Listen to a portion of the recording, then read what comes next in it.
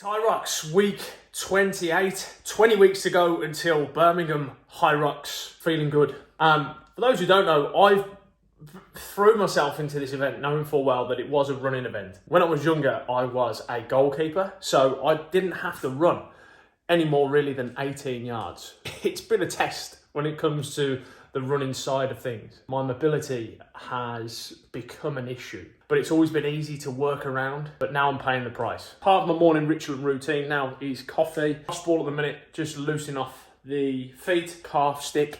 I'll be using bands, all different sorts of tools 3 times a week, and then build up from there, which will pay dividends when it comes to efficiency, rowing, ski erg, wall balls. And then number 2, I thought I would take you through what my first block of training looks like. This first initial 5 to 6 week period, hitting a little bit of a deload, sort of 3 to 4 rounds to make a total of 20 weeks worth of training. So this is my quads and my glutes, piriformis, glute med are all just the worst.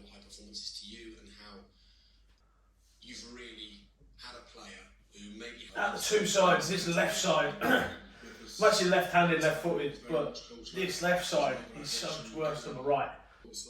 I think the worst for me is burpee broad jumps. 1, because they're horrible, but also 2, wall balls. And this is why. So I have obviously just done a little bit of foam rolling work. At the minute, this is sort of current situation. If I'm giving you a good angle or not. That at the minute is range. So with wall balls, it sort of turns into that.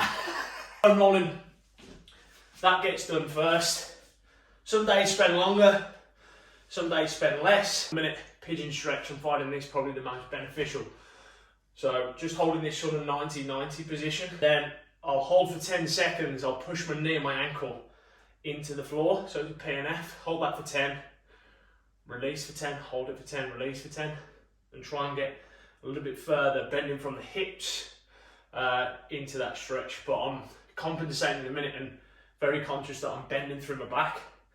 But that's just current state at the minute. So stretch, really conscious of squeezing the right glute for this one. Tucking under, squeezing my glute and pushing forwards from there versus leaning forwards over from the hips. Usually I'll do this on the sofa and put my back foot up, but first time I have to just give it a little warming up.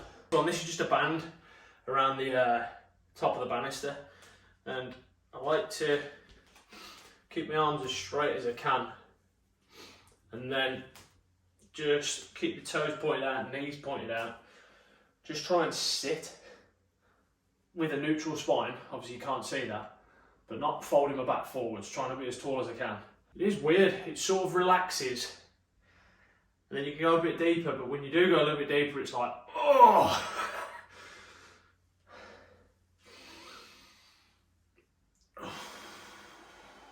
Oh, I felt that relaxing. I don't know if you saw that. Oh my God. Oh, I'm starting to sweat. Oh, Jesus. Anyway, that's enough of that. It's about 10 minutes of work. So I'm going to crack on with the day, and I'll see you guys shortly. Right, as I say, let's see if this can be useful for you. I'm a firm believer that what gets measured gets managed. Before this, I was doing a lot of cycling work. I was doing a few sportifs, so I put all of my emphasis into the cycling, which for now is going to go on the back burner. Still going to do it because I love it, but obviously with this as a priority, I'll be looking at trying to improve my efficiency for HYROX. So anyway, HYROX, last time we did it on the 29th of Jan.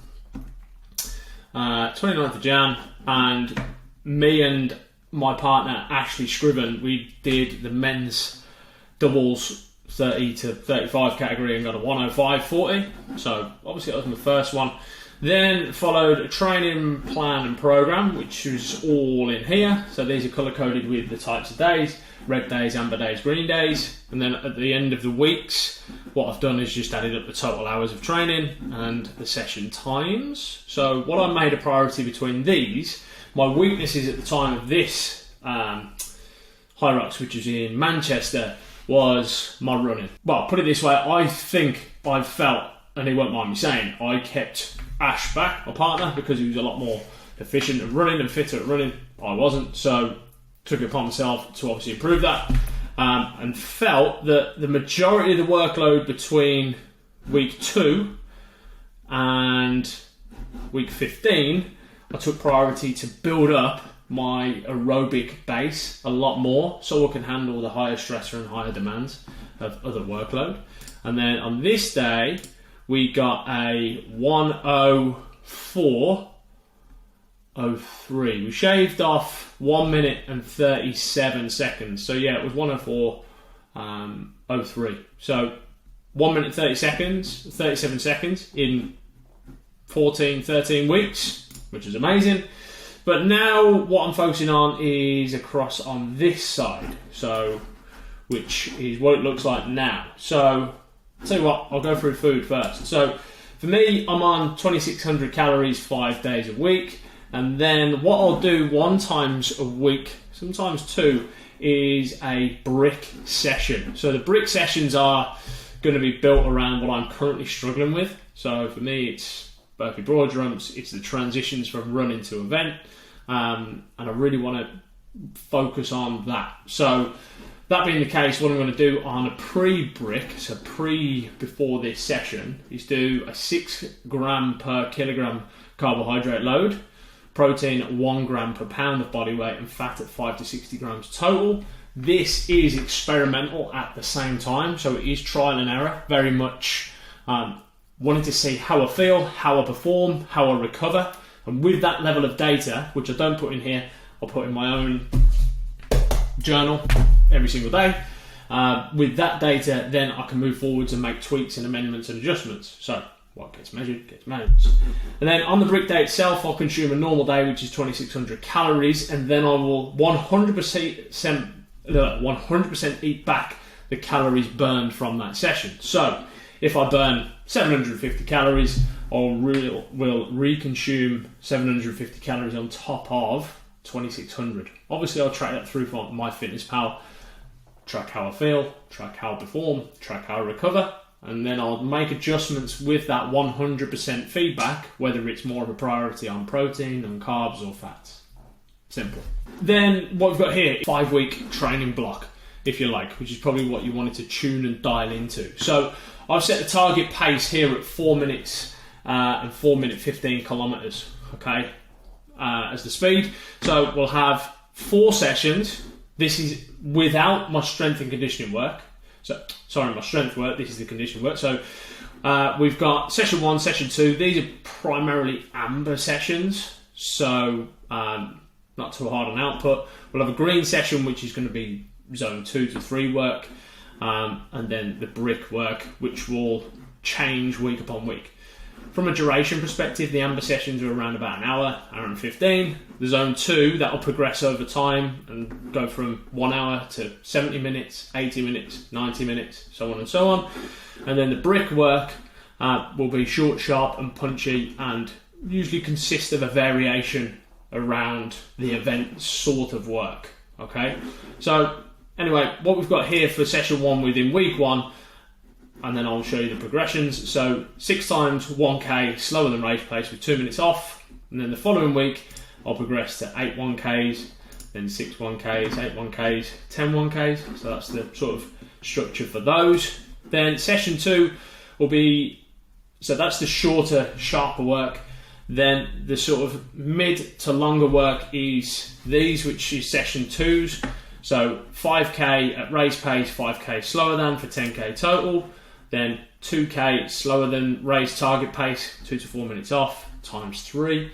I won't keep going through these, but you can clearly see what the progressions are, okay?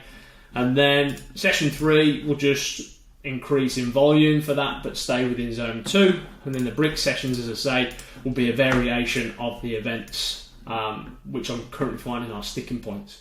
So, as I say, on week 2, 3, 4, 5, week 6, we'll take a deload. I'll reassess what needs to improve, what's gone well, what hasn't gone well, what I need to do moving forwards, and then move it forwards from there. So as we zoom out, we've got quite a nice comprehensive amount of data that I'm going to start to track over a period of time with Strava, Garmin, this spreadsheet, and the Built to Perform training app, which is my own training app, to monitor strength sessions. So that's a little bit different. So yeah, that's what my training calendar looks like. If you've got any questions or you want a little bit more detail around this and you feel that you have a weakness that you want to discuss, then throw something in the comments or find me on Instagram at tomheath_built to perform. Send me a DM and I'm more than happy to help and answer questions on there. But as I say, this is more custom for me. This is just currently what I'm doing, what I feel I need to work on. I've felt progressions from doing it in this manner, in this capacity, so I will continue to do so. And at the end of the day, if there's one takeaway I want you to take away from this video, it's what gets measured gets managed. So anyway, hope you found that useful, and I will see you guys in the next video.